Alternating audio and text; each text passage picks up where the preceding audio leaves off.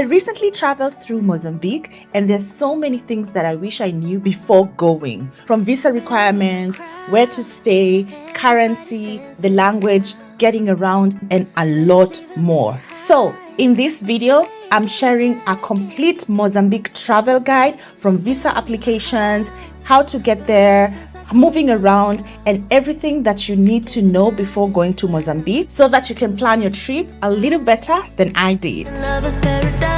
Said I shouldn't stay, but you look so pretty. Mozambique is a beautiful Southern African country located in the south of Africa, right next to South Africa, and it boasts a beautiful, large, long coastline, over 2,400 kilometers of beautiful white sandy beaches on the Indian Ocean. Mozambique has lots of Arab and Portuguese influence, so it really is worth your trip. And fun fact about Mozambique, it's the only country in the world that has all the vowels in the name. Did you know that?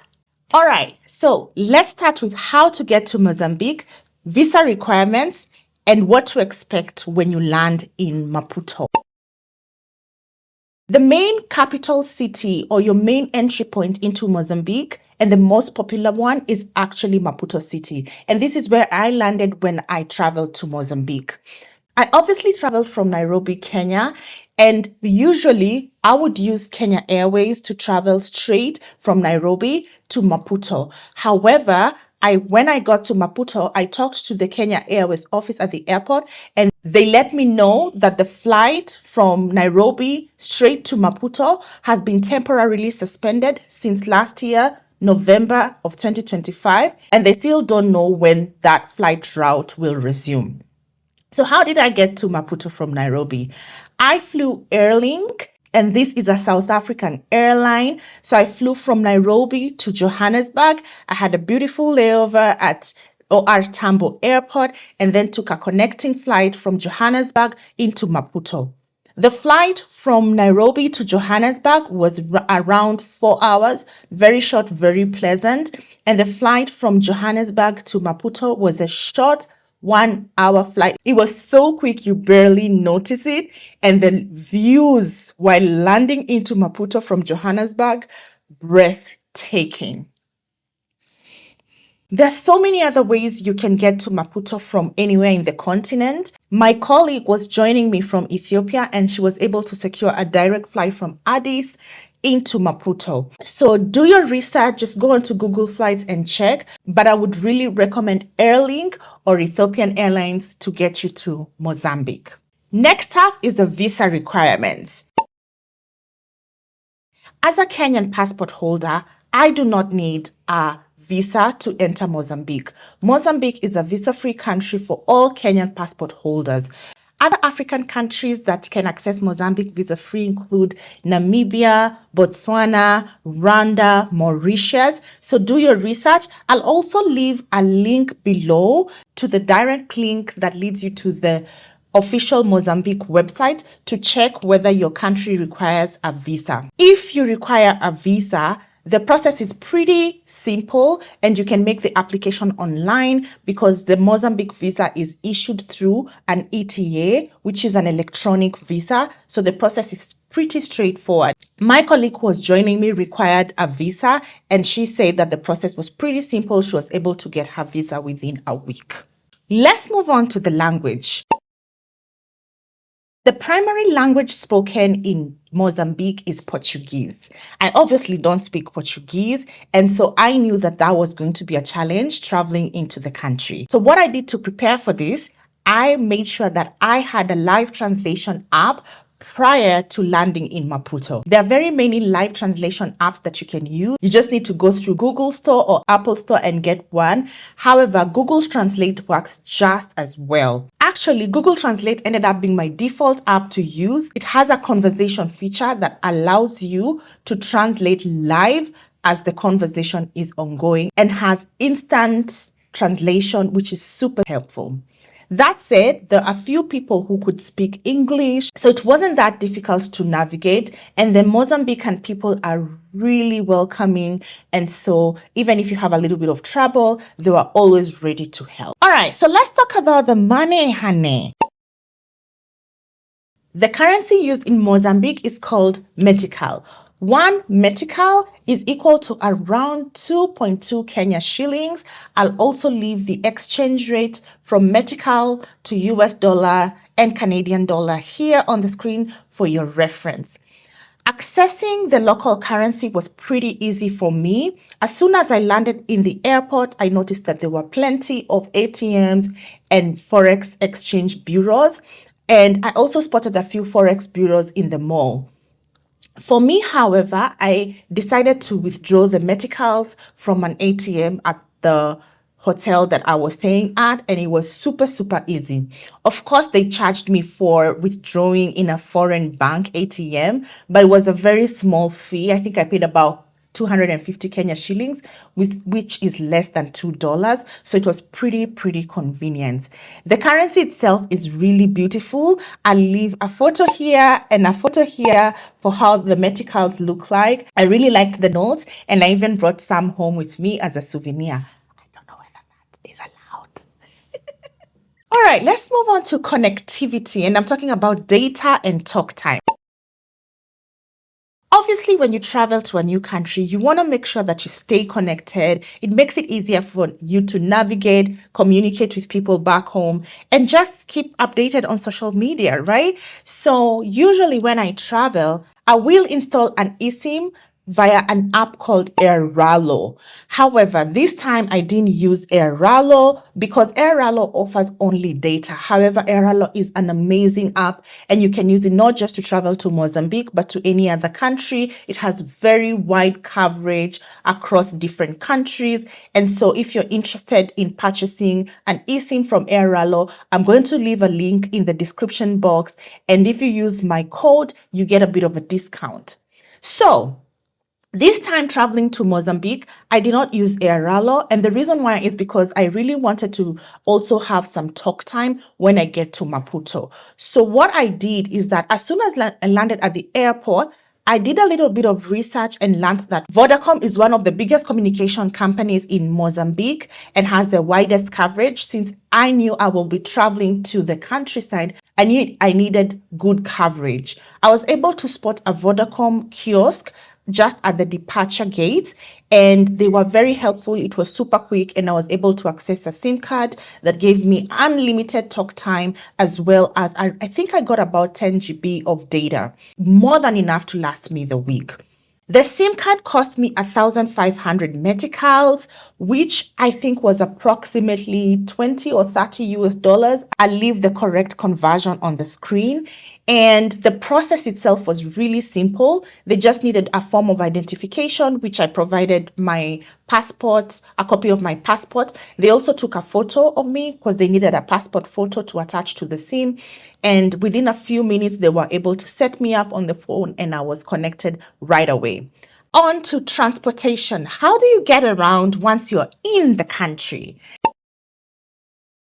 So I would say there are three key ways that I considered or that I used while I was in the country. So the first one is having the hotel organized for airport transfers from the airport to the hotel. I used this when I arrived because I needed peace of mind. I had not acclimatized myself to the country, and I just wanted to get to the hotel. This was the most convenient, but also the most expensive. The transfers to and from the airport costed me around $50 to $60. And for context, I was staying at the Radisson. The drive from the airport to the hotel was about 25 minutes to 30 minutes. However, I got to the hotel during rush hour and was stuck in traffic for quite a bit of time, but that doesn't affect the prices for the airport transfer. The airport transfer is a flat rate of $25 one way. If you're looking for convenience and you don't really want to think about transportation, you can always talk to the hotel and have them book a shuttle or a car attached to them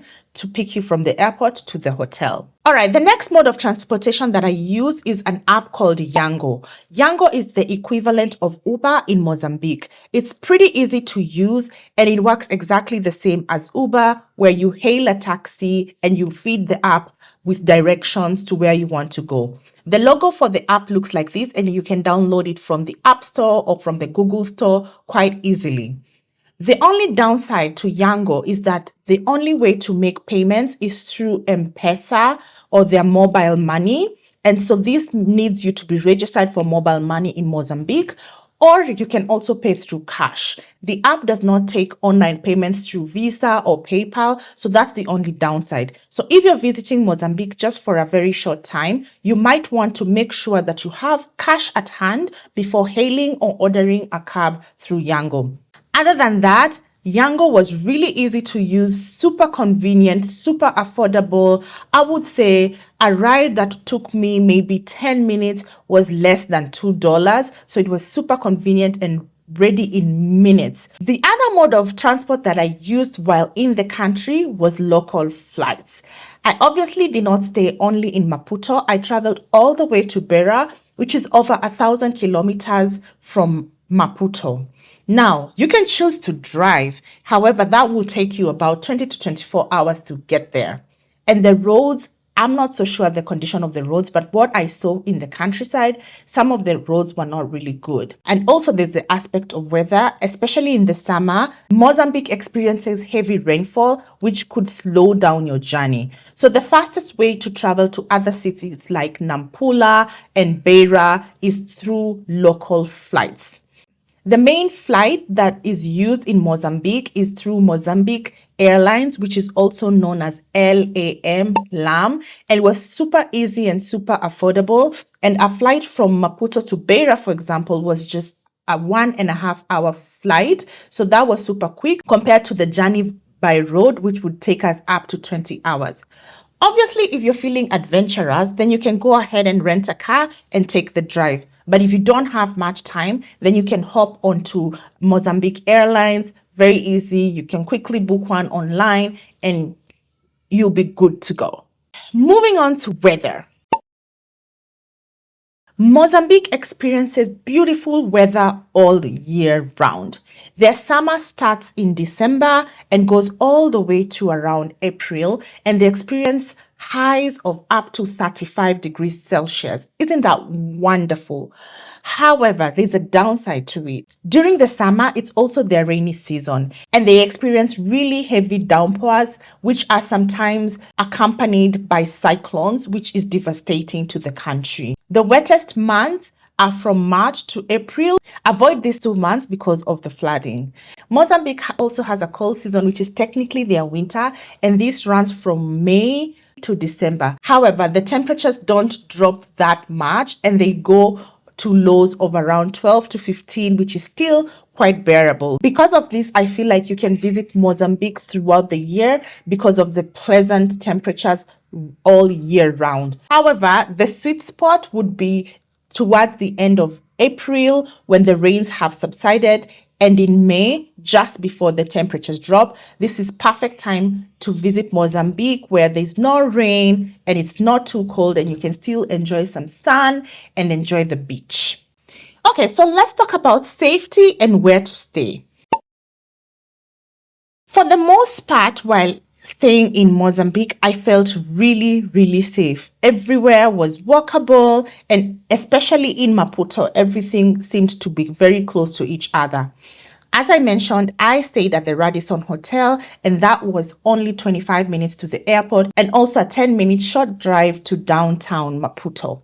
If you're traveling to Maputo for the first time, the neighborhoods that I'd recommend are Polana and Somashils. These neighborhoods are pretty safe. They have beautiful restaurants and just along the coastline. And in the neighborhood, you can find beach clubs, restaurants by the beach, beautiful hotels like Radisson and Southern Sun. And also they're all next to the lovely Bayer Mall, which is iconic in Maputo. These neighborhoods are also pretty safe and walkable, but obviously when you're traveling to a new country, you should always exercise caution and avoid walking alone at night. And I mean, Yango is affordable, so there's no reason for you to be walking alone at night. Moving on to the food and the vibes. Food in Mozambique is all round amazing. During my entire stay in Mozambique, I had amazing food regardless of whichever city I was in. The food was tasty through and through. Mozambique is well known for seafood, and there's plenty of that. However, there is one point that I did not like. I felt like as much as the food was yummy and delicious through and through, it was also quite pricey. During my entire stay, the average price I paid for one meal was about $20 to $25. To me, I think that's a little pricey. What do you guys think? No? That said, the food was amazing through and through, and you can really taste the Arab and Portuguese influence in their way of cooking. What about the social scene? Mozambique has a lot of Portuguese influence, and you can see that through their architecture and the buildings. If you love history and architecture, then you will definitely enjoy Maputo. From Maputo railway station to the Iron House and even Maputo City Hall, they're all so breathtaking. The architecture in Maputo is really, really beautiful. And so if you like art and history, then you definitely do not want to miss this. Away from the art and history, Maputo also has a very vibrant social scene. Everywhere I went, I saw lots of restaurants by the sea and beach clubs, especially along the coastline. And I was able to actually enjoy one of the beach clubs called South Beach, located right across Radisson Blu, and the vibes were top tier. So if you find yourself in Maputo, don't feel shy to explore the beach clubs, and please do visit South Beach.